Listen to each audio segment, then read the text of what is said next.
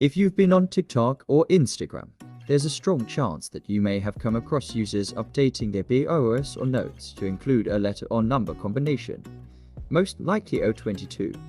For those stumped on the meaning of o22, o33, or o45, we've done some digging to find out what the new social media trend really is. The code is representative of a letter of the alphabet. This is intended to represent the initial of your crush's first name. It's a cute way to hint that you are crushing on someone without giving too much away. If you see o22 pop up in someone's social media bio or their Instagram notes, it serves as a stand-in for the letter A.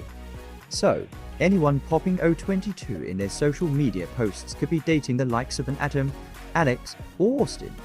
Other ones you might come across includes o33 and o45. The former represents the letter M, meaning your Mikes and Matthews, and the latter is a stand-in for J, be that Justin or Jeremiah.